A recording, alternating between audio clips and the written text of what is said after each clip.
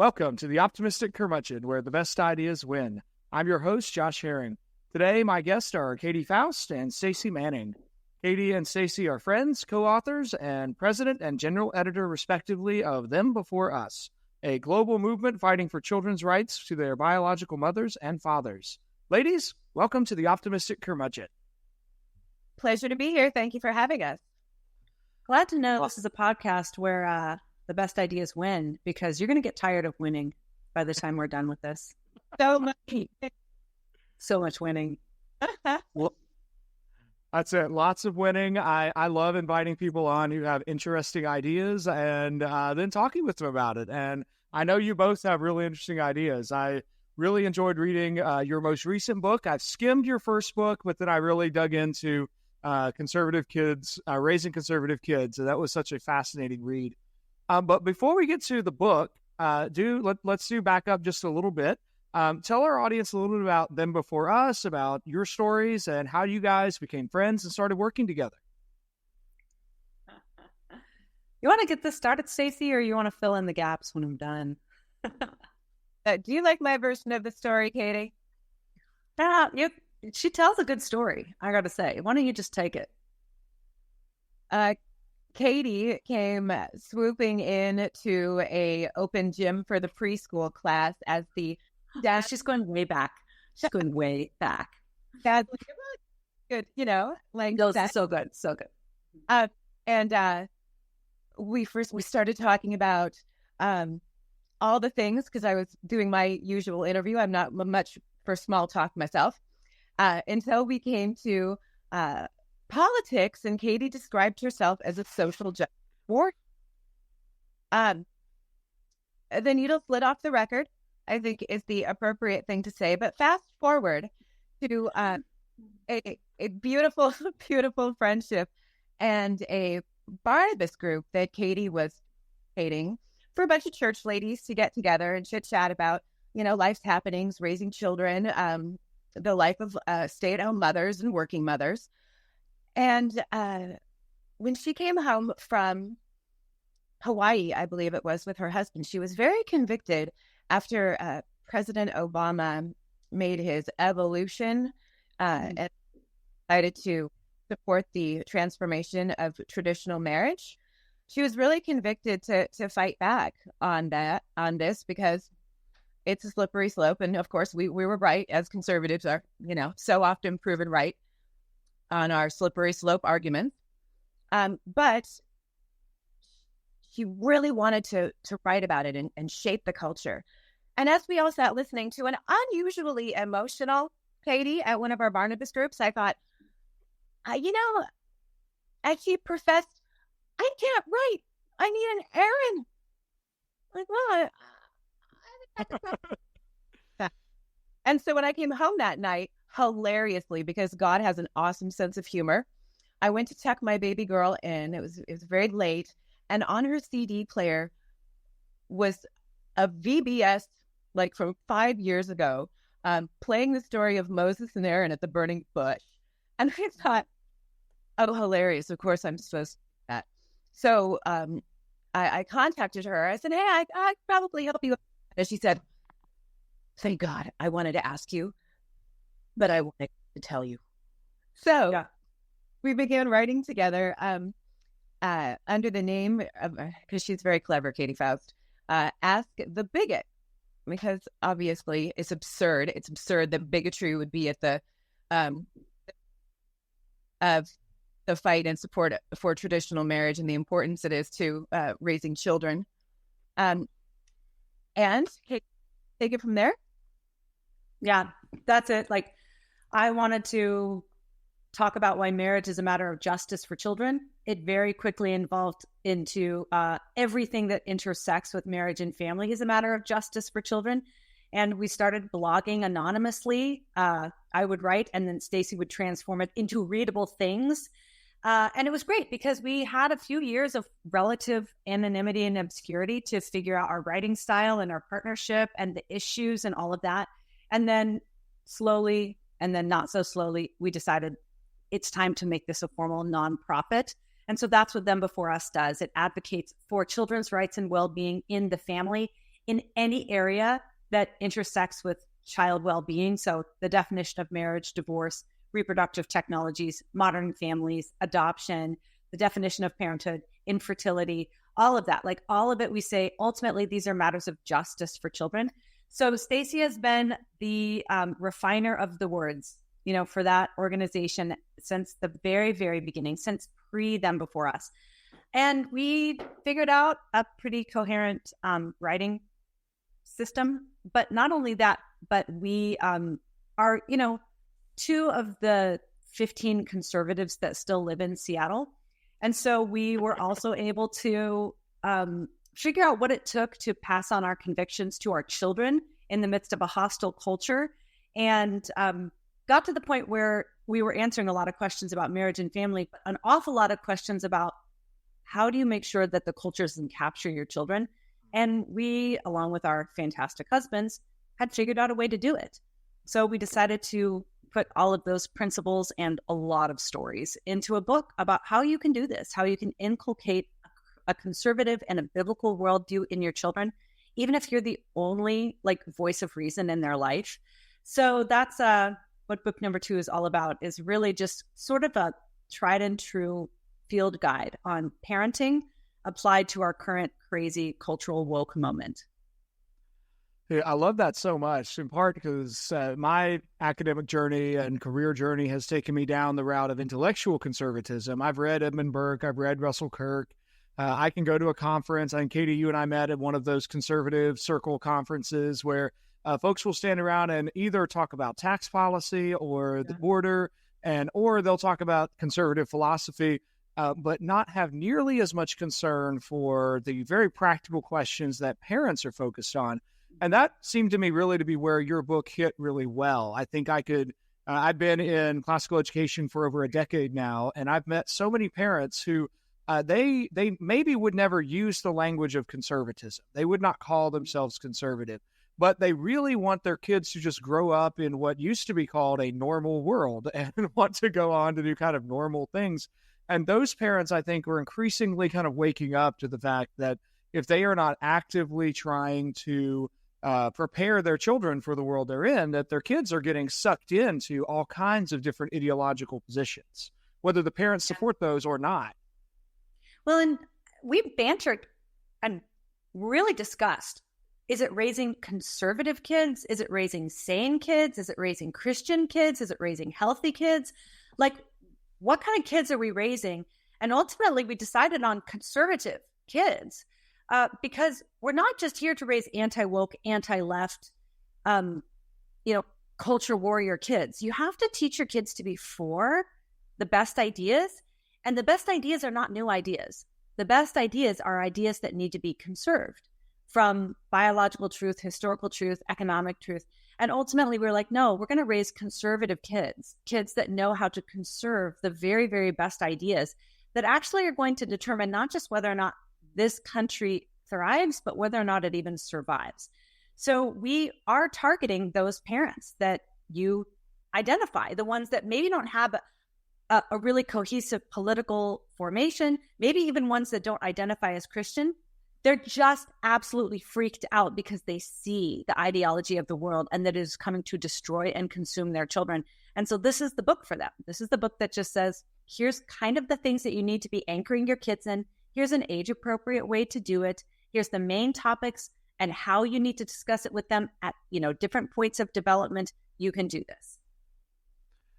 Now, before we get into some of those pieces, I do want to think just a second on the tone of this book, because y'all's book was refreshing in such a way, because most conservative books are very doom and gloom. I won't name names because I think of some of these authors as friends, but they really make their case painting this picture of woe is us, the world is dying, the flames are coming, Ragnarok is nearly upon us.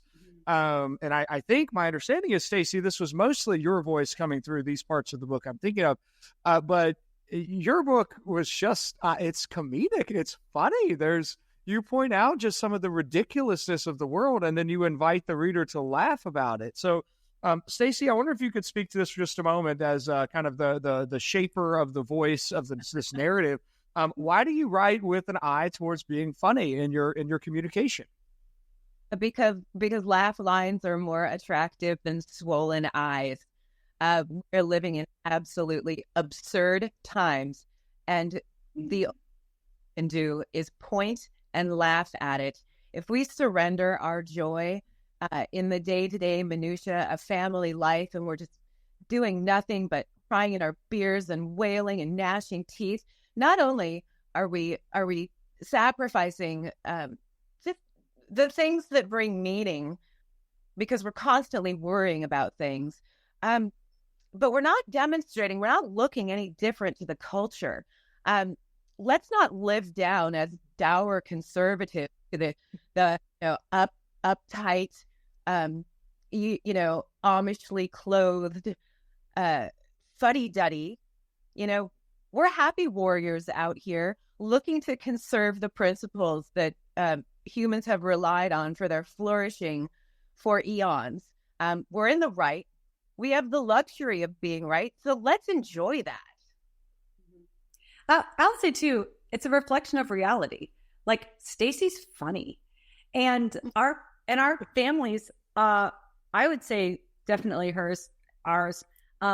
Mockery is a very popular vehicle of communication when it comes to assessing what's happening culturally. And so this is and Joyful Warrior is exactly right. The other thing too that I'm like, our homes are filled with joy. Our homes are filled with laughter, right? This is not like some austere, like, you must believe this kind of thing. Like, this parenting philosophy where you're standing against the culture and doing it in ways where you're teaching your children truth at age-appropriate stages. You're answering their questions honestly. You're staying connected. You're connecting them to a larger community. This actually leads to human flourishing, and joy and laughter is a part of that. So I'm glad it came through in the book. I will say it lost us a couple endorsements because it is not the stodgy, zipped up. I mean, I did have to bleep out a few swear words that Stacy wanted to put in, but we think it's worth it. It's readable, and it's fun, and it's honest, and it's a reflection of the world that we're really living in.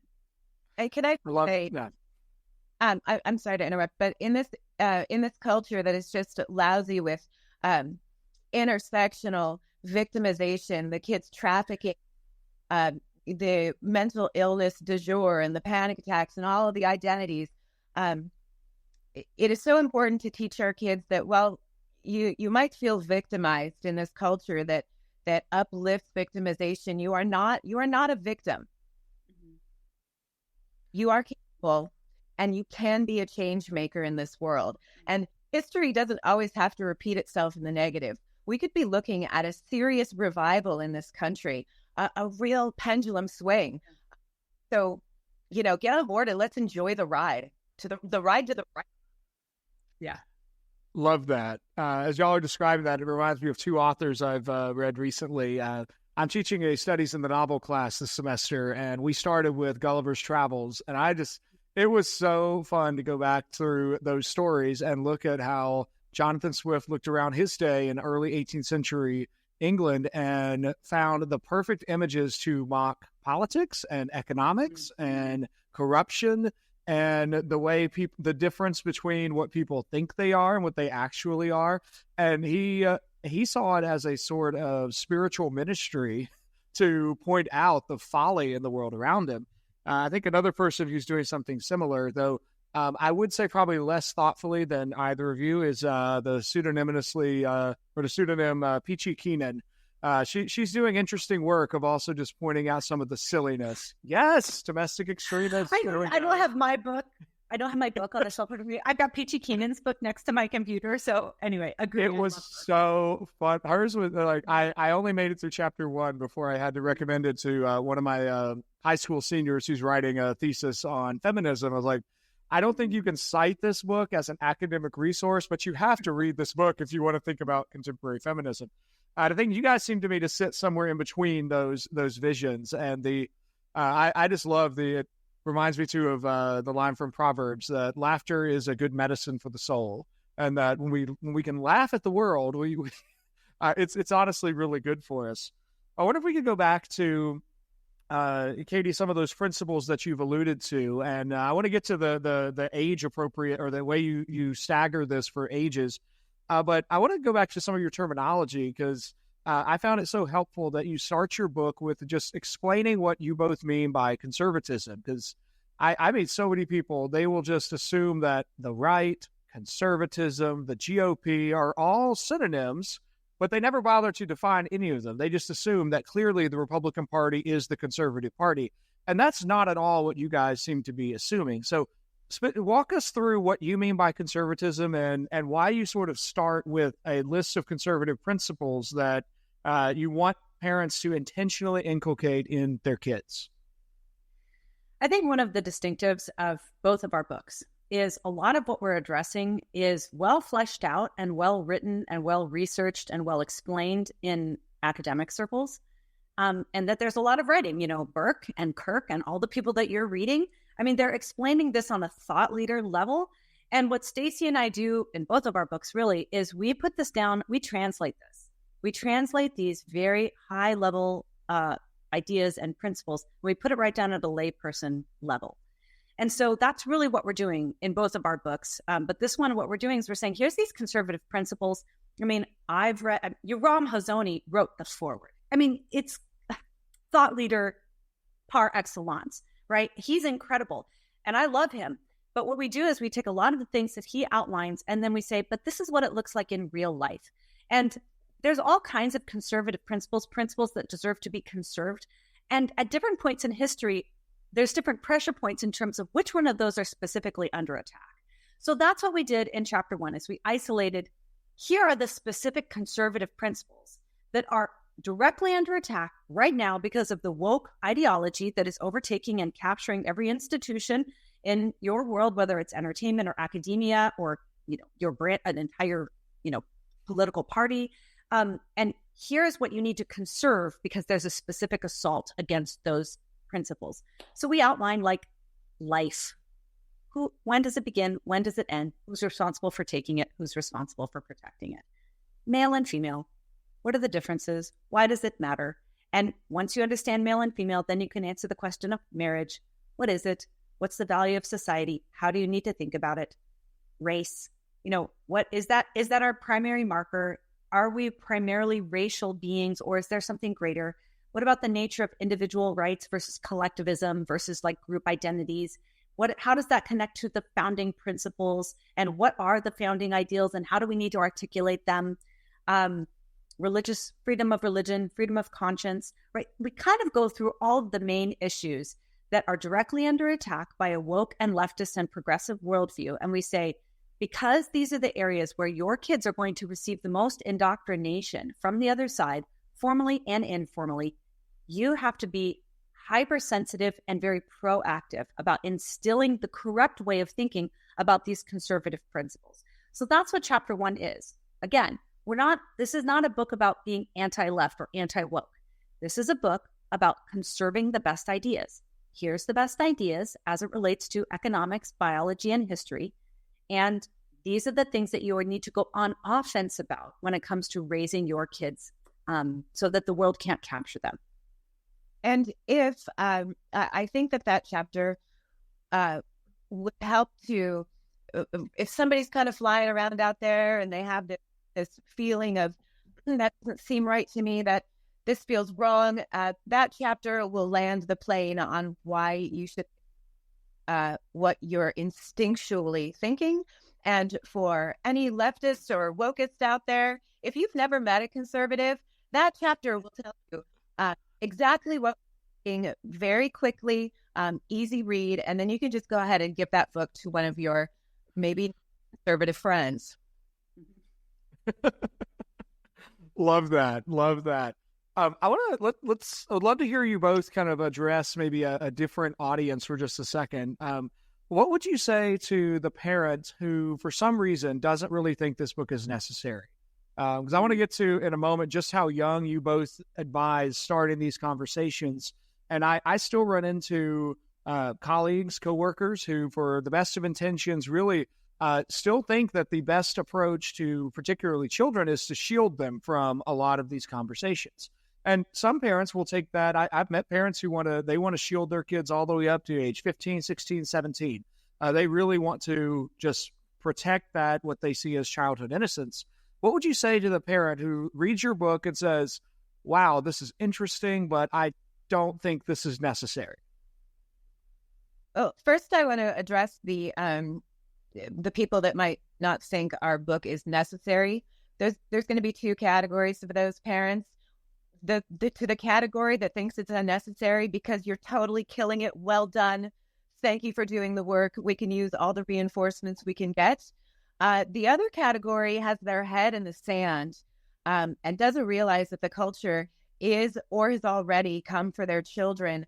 And if they don't equip them for the battle, they are very much in danger of losing their kids to leftist indoctrination. The second part of your question, which I lost a little bit, can you my thinking on that? Well, I will jump in and say the other demographic that thinks that they don't need it is, well, I'm in a red state. Well, I'm homeschooling my kids. Well, that's not around any of them. I'm keeping it away from them. And you might be limiting some of the influences, but at some point they're going to go into the world. And you have got to, we actually have a model that's been well articulated and well executed from the classical Christian education, history, which is grammar, logic, rhetoric. And it very, very carefully maps out the natural channels and windows of human learning and the distinct ways that brain development works from, 2 until 18. And so we kind of graft on our parenting recommendations to that trivium model. And if you think that you're going to instill all of these values in your kids when they're 15, 16, 17, 18, you're actually not working within the framework, within the actual brain development modeling in terms of getting ideas into kids at age appropriate ways. So even if you think, well, I can keep the world out, I can shield my kids from the distortions, you might be able to, but you're also not getting in on the windows of learning where they're most likely able to hear it, digest it, and then own it for themselves. So we'd say this is a book. It's not just for kids who are in wildly liberal cities going to public schools like our kids are. It is for every adult who at some point is going to have a child that leaves their home, that you need to build into your kids this worldview training in age-appropriate ways. And that does not start at age 14, 15, or 16. It starts at age 2. Because parenting is not sheltering. Parenting is training. We remember that we are not raising children, we're raising adults, and they need to be equipped to be adults. I just had this conversation with my daughter last night, as Katie's referring to exposure and the phases of learning. This will be the first year that she's attended a sex ed health class at public school because we religiously kept her out of this instruction, and she's a junior. And I was like, okay, so, wow, you're in a class with 12 sophomore boys and one other girl for health for the first time. This will be fun. How do you feel about that? Are you ready? She's like, oh, you know what, Mom? You taught me everything I need to know. I know all the things. I'm there to push. I'm looking forward to this. The question is, are they ready? Are they ready? Is the teacher ready? Are the boys ready? Is that other girl ready? Because your daughter is going to school them. And it's a beautiful thing. And she earnestly said, you did exactly what you wrote in the book. You protected me and sheltered me from, really bad ideology. You instilled in me the good, the true, and the beautiful, and why those things are most optimal for human flourishing and living a successful and, emotionally gratifying life. You and Dad have demonstrated a fun, happy marriage here. I get what's right, and I know why it's right, and they can't touch me. Well, and she has been exposed to all the distortions, right? She knows all the other options. She's studied all the different ways of forming relationships and creating an identity. She understands the risk of premarital sex. She understands the damages of porn to your brain. I mean, like Stacy and her husband were very purposeful. I mean, like I ran some classes that she joined with other teens in middle school and high school, studying the effects of, being sexually experimental. And like, they didn't just instill the good, true, and beautiful. They introduced her to all of the damaging alternatives in age-appropriate ways. And so she is going to go into that literally knowing more than all of her classmates and probably the teacher as well. Well, let's follow that example for just a moment. I wonder if you could use that example as y'all probably run in different parenting circles than I do, but most parents I meet just seem radically reluctant to actually talk to their kids about these kinds of things. So I wonder could you give us an example of your framework for touching on what advice you would give to a parent of an elementary school child, a middle school child, and a high school age child? Like how should a parent talk to kids about porn at those different ages? I think you go into this in the book. Like you use this as something that you think parents should be actively starting to prepare children for the fact that they're going to encounter that at very early ages. But how would you advise those three different groups of parents? It's beautiful for parents to know that they know their children best, and they know what kind of information their kids can handle and how to deliver that information, because there's no tried and true model for the slow handoff of information. But the one constant is that the parent is the most well-equipped and most important people to speak into the lives of their children. And getting to their children first is going to make that parent the expert on these topics. And cultivating that no flinch face, we talk about all of this in the book, and being the person, being that safe harbor that their kid can come to when the world inevitably dumps information in front of their face, like on the cell phone of the playmate during recess that day. Preparing them for the inevitability, mostly, that they will encounter these things, and that you are the person to come and process how they're feeling, how they responded to it, and what kind of damage revisiting that kind of material could do to them in their future. Doing research together on, like, Your Brain on Porn is a fantastic resource for parents out there to understand the addictive nature of pornography. We're in a bad state when I think it was like Harvard 5 years ago, 20 years prior to this study, the most often reason Harvard students visited the clinic was to get birth control. And 5 years ago, it was to get Viagra, because the damage porn is to men is so devastating to their intimate lives that we have a serious crisis on our hands. And parents need to know this, and parents need to equip their children so that children are capable of protecting themselves. Yeah. And I would say what that looks like in sort of our three different phases is we talk about how up and through elementary school, your main job as a parent is saturate them in truth and beauty and filter out the distortions. So you're going to do a lot of filtering out. Hopefully you're going to have the help of an internet filter in terms of filtering out content that could make their way into their brains and in front of their eyes. But you too have to be the filter, because what you want is to tell them the good, the true, and the beautiful. You're going to do that by talking about boy and girl differences in their bodies and how our bodies need to be private. Private parts need to be private. You're going to do that by when you see something pop up on a Netflix show where somebody's like, hot and heavy, or, you turn your head away. Oh, they need some privacy, right? I mean, you're actually coaching them and training them to focus on the good, true, and beautiful in elementary school years. And like Stacy said, you have to get to them first. So you have to tell them the truth about porn. And you can do that in an age-appropriate way by saying something like to your 10-year-old or your 8-year-old, hey, there's a lot of screens in your life. Sometimes on those screens, you might see pictures of naked people or people having sex. and it's going to make you feel yucky. That's called porn. If you see that, you can just shut the computer and come get mommy or daddy, and we'll help you. So that is what you do in elementary school, okay?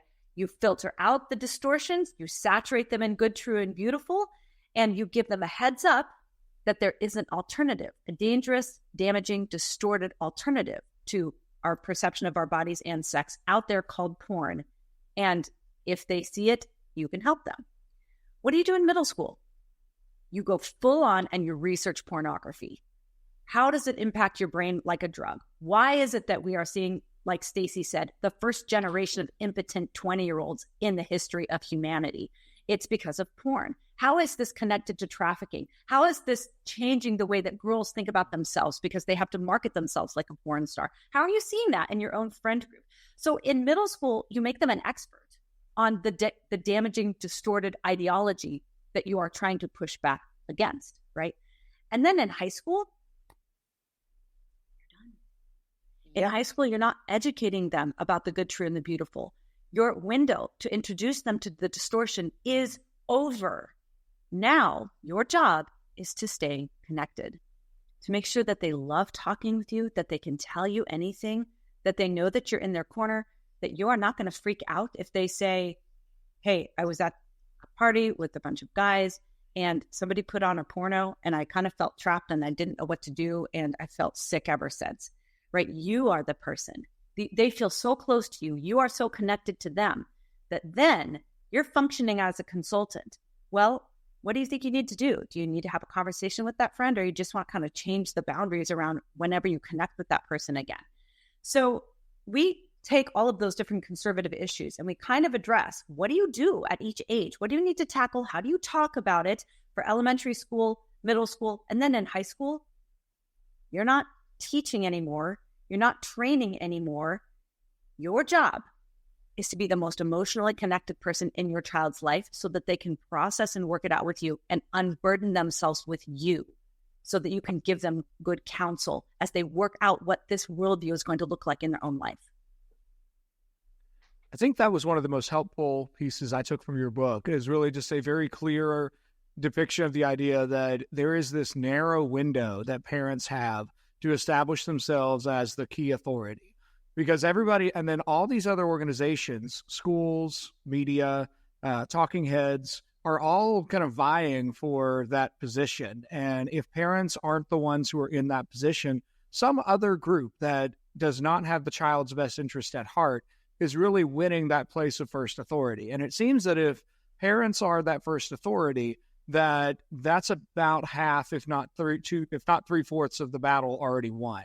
But that there is that limitation. By the time kids are in the latter teenage years, they've already decided that's not the time when parents say, "Oh, well, now let's talk about this issue." Like, it's way too late by those years. Sadly.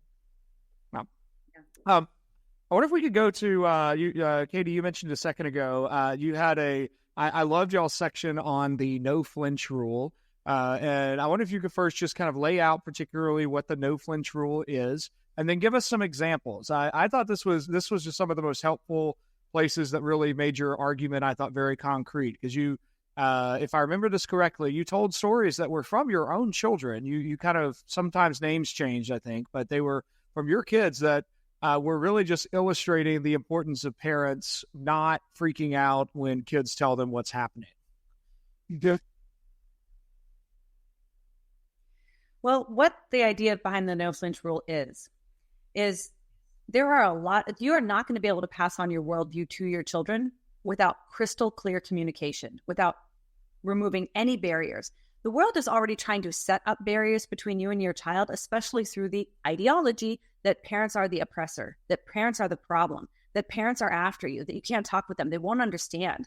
That they're the main barrier to your thriving and your health and your fun and your freedom and all of that. The world is already messaging to your kids, don't talk to your parents. They're the enemy.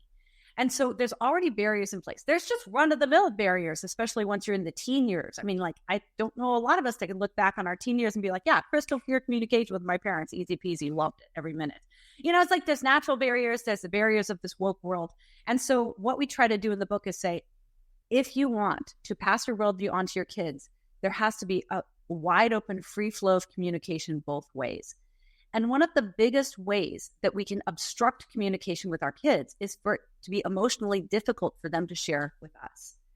Sometimes that's difficult because they are coming with a confession where they know there's going to be punishment or consequences. Sometimes they're coming with something that's very uncomfortable, like they don't know what to think about it. But one reason why they may not come to us is if they know that they will have to wade through an emotional explosion to get the connection that they're seeking, right? So every parent in the world has examples of this. If you're raising your kids in a woke place, you've got even more. You know, your kid comes home and says, yeah, my teacher said that all Republicans are racist, you know, and your immediate response is, what the F? Are you kidding me? This school is ridiculous. You are in 4th grade and the teacher's talking with you about, I'm going to get on the phone. I'm going to call that principal right now. I'm going to heads over every rule. And like, that's kind of the natural response that you have to hearing something outrageous that your kid says. And we surveyed a lot of our friends. We're like, hey, give us the most outrageous thing that your kid said that made you want to freak out. We just listed a bunch of them at the beginning of the book. But what happens when you have that response? Even if you're not directing it at the kid, even if you're not making it, you're the problem, I'm angry at you, I'm frustrated, you brought this to me. If you have this emotional freak out, it's going to communicate to the child, oh man, if I bring up to my mom that, you know, my friend, my girlfriend, and I'm a girl, has a crush on me, she's going to go on and on about this sick culture and like, why are we living in this stupid city anyway? I may as well just Google this. What does bisexual even mean? You know, that's what you don't want. So what the no flinch rule does is it says, whatever kind of freak out you're having in your mind, whatever you hear that shocks you, your face is serene. Total game. Yeah, put your game face on. Oh, thanks for letting me know. What did you do when the boy walked into the girls' bathroom? How did that make you feel? Yeah, that would have bothered me too. Oh, okay. Well, what can I do to help you now? Let's figure out what we're going to do next. I mean, inside you're just pissed. But on the outside, you've got to communicate this. Look, you can tell me anything.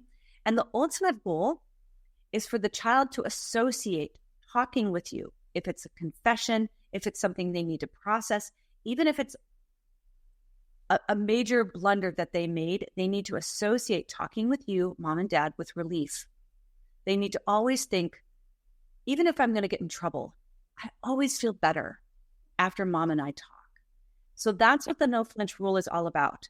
Removing all barriers of communication because they need to process with you. They need to come to you for answers and they need to come to you to sort out their world. And that is not going to happen if you have conditioned them to having to wade through a huge emotional explosion before they can get the answers that they need.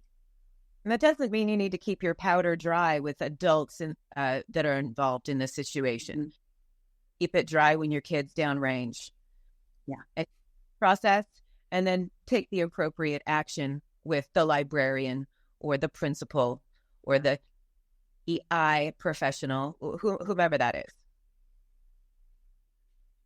Yeah, I think that's such great advice. I found myself thinking about moments where I've talked to other adults and their calm, just really the space to hear me out with whatever I'm thinking through was really the key to a positive move forward.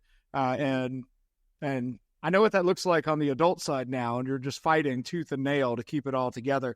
But I found that really helpful. It was also that section was just filled with so many examples of kind of crazy things that just really illustrate just how crazy life has gotten.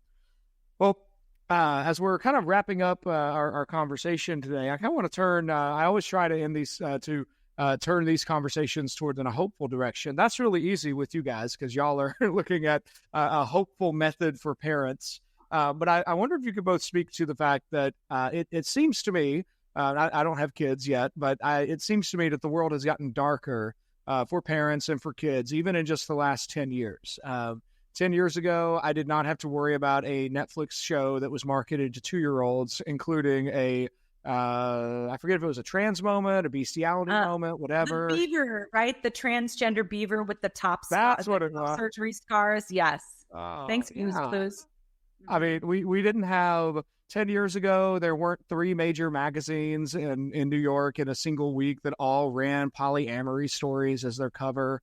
I mean, 10 years ago, Matt Walsh would not have had enough material to keep his show going, but now he's up to 1,300 episodes. It's kind of ridiculous. So, where do you both turn to in a moment where, or just as it seems like the culture is getting darker, it seems like it's getting harder. Where do you both go to find hope, to find joy in the midst of the battle?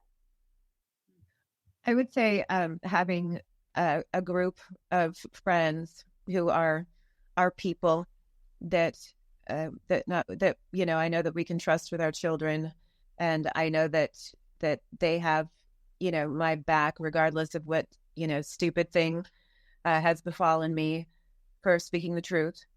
So being surrounded by right people is one. Secondly, we've been warned by Jesus himself that they're not going to like you. So accepting that and understanding that the greater the hate, the more the closer you are over the target, and that you're winning the greater battle is solace. And I try to keep my mind on a more historical perspective of the war that we actually have the luxury of fighting. I'm not sending my children off to die in battle. I didn't have to have 15 of them so that 5 would survive. Mm-hmm. We live in the lap of luxury, and it's a privilege to fight this battle. And when you look at all the darkness of the world, I would suggest that you don't get too caught up in the arrogance of living in this time with all of our technology and all of our things. Human beings are the same that they have always been. We're simply under different pressures, and it's our job to navigate our way through this miasma with an eye on the future and optimism. It's a choice.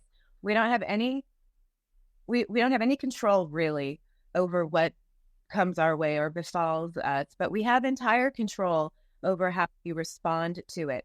So putting our energy in the how to respond bucket instead of the dour, we're never gonna make it mentality is just a better live. I highly recommend it. I would say I don't have to go searching for joy and hope. Like, it is in the house. It's in the house. There's so much laughter and fun and connection.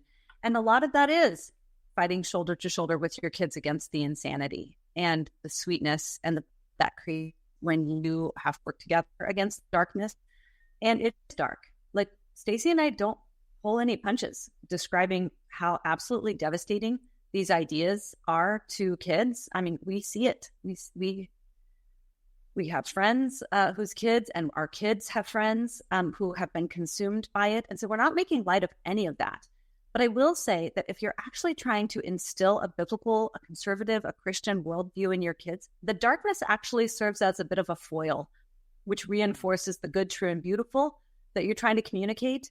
I mean, maybe in the 80s and 90s, when you were talking about how, the biblical worldview is the only good, true thing, I think a lot of kids would be like, are you kidding me? Like, it's unscientific and it's backwards and like, there's no fun there.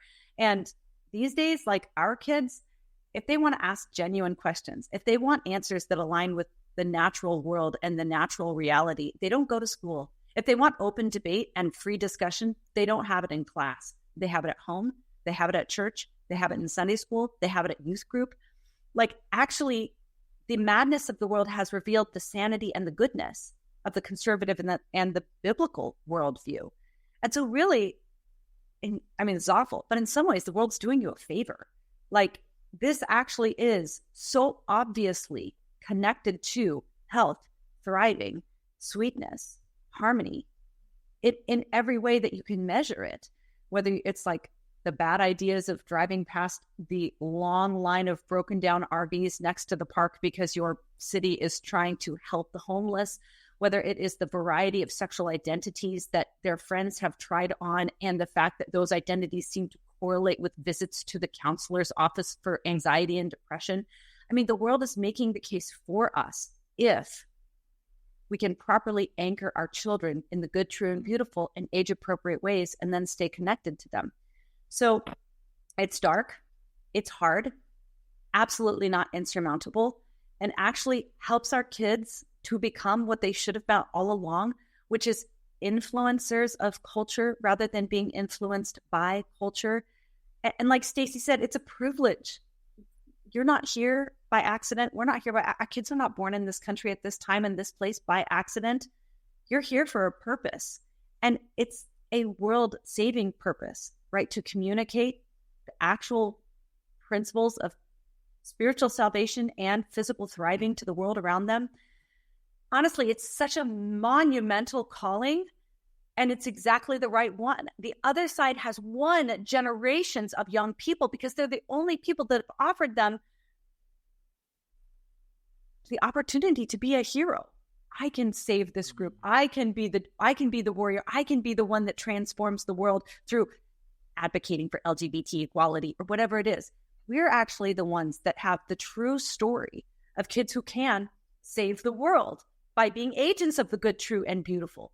So I don't know, like, I wouldn't have this any other way. I mean, too bad that the bad ideas are destroying our cities, but they don't have to destroy your kids. Like, you can actually create joyful, innocent, wise as serpent warriors who are not going to be captured by any of it. I think so much of our conversation today can be summed up in something I think Stacy said earlier, but it might have been Katy. But one of y'all said that it's parenting is not sheltering, but it's training. It's in the you don't shelter warriors, you train warriors for the fight, and that's what the sense I'm getting is that you're both actively involved in training warriors who are going into a battle. I hope so. Oh, fantastic! This has been a great conversation. What's y'all's next book project? I've been tinkering with the idea of a book of short stories, as I am a storyteller, and I had a very colorful and exciting upbringing, some of which I cover in the book, Raising Conservative Kids in a Woke City. But there's been a major theme of mine with my kids is that you might have been victimized, but you're not a victim. And there's so much in a very dysfunctional family can be changed one generation by simply making good choices and deciding the case. And I would love to share with so many people out there that despair, that maybe are afraid that their upbringing has saddled them with the doom of repeating their mother and father's sins. Figure out how to tell my redemptive story in a funny way that will inspire people to think, maybe it's all not lost, because both my husband and I came from broken homes, and we're going on 30 years together with 3 great kids. And are we exceptional parents? No, we're flawed human beings. But what we have done is been here for them. And the fruit I see in them, I think it's a story that should be told. If you can find a way to turn that into a young adult novel, it would be like that. That is a space that is just so dark and redemptionless at the moment. But there's such a need for the novel that speaks to the teenager who just intrinsically already loves stories. But right now, that space, I'm sure you both know, that space is just so toxic with awful stories that are the opposite of everything we've been talking about today. But Stacy, it sounds like yours is the kind of story I would want to actually hand to a teenager who is like, my parents are splitting, or I am just wrestling with this inherited disposition towards melancholy or depression or something. What we need constantly new stories to be able to put in kids' hands, to be like, no, there is hope for you. Read this story and use all of the great tricks and skills of writing to highlight goodness, truth, and beauty in the frame in a way that engages the imagination. So I really hope you write that book. I want to read that book whenever you figure out how to do that. I can't write that story, but I want to read your version of that story. Appreciate it. This is a great idea, Joshua. This is a very good idea. Stacy, this is a very good idea. Yeah. Y'all might also have to start your own fiction publishing press. I don't know, because I don't know. Like there's almost nobody in the world of publishing today who will actually publish good fiction. There's at least certainly not on the Protestant side. There's Wise Blood Books on the, but they're very, very sacramental, very Catholic. But all that may not that y'all don't have enough going on. I mean, I think you guys are running a fabulous nonprofit and doing all kinds of publicity. And Katy, if I tracked this correctly, you were recently in London at the art conference. Like you got a chance to go on the international stage. Tell us a little bit about that before we wrap up today's episode. Well, I'm very honored to be on the advisory board for Jordan Peterson's new project, the Alliance for Responsible Citizenship. So that's kind of above and beyond what I could ask or imagine kind of bucket list item. And that's been great, being a part of that project, which is what I consider to be the righteous inverse of the World Economic Forum in terms of global influence, but principles that lead to human flourishing rather than human degradation and suffering, which is what I think the World Economic Forum promotes. So yes, we had our first conference in London. It was an absolute joy. Fantastic. We'll do another one in London 2025, probably February. We're looking at some regional meetings in between. So I'm in conversation with a few ARC leaders about that. And we will see whether or not we can get that done sometime over the summer. So it's a delight. I just feel like there's so many good people creating new things that are advancing human flourishing. And I don't know, like I look at the quality of people kind of on our side of the movement. I'm like, how do we fail? Especially because we're out birthing everybody. Like you guys, the other side, if we can like at least raise the children that we're birthing, this country could look very different in another 20 or 30 years. Well, that's a fabulous closing line. So I do want to ask y'all one last question. How can people find and follow you online? On the Instagrams, I'm Frau Manning because Mrs. Manning was taken. And you can find us Spoke Stacy on the Twitters, the X's. I think that's it. You just Google me. And then before us, there's good material on Stacy online. But yeah, it's juicy. Mm-hmm. I'm at mainly on Twitter, advo_Katy, and on Instagram, Katy Faust Official, I think. And then Them Before Us has platforms and handles everywhere too. And if you want to follow the work of Them Before Us, thembeforeus.com, go to the bottom, subscribe. We are taking over all the spaces in the name of advancing the rights and well-being of children, and you guys should get in on it with us. Mm-hmm. Wonderful. Well, thank you both so much for joining me today, and thank you, listeners, for tuning in for another episode of The Optimistic Curmudgeon. My guests this episode have been Katy Faust, president and founder of Them Before Us, and Stacy Manning, general editor at Them Before Us. The book is Raising Conservative Kids in a Woke City. Parents, order your copy today. If you like this episode, please leave us a 5-star review and share it with your friends. Until next time, seek the good, discover the true, and love the beautiful.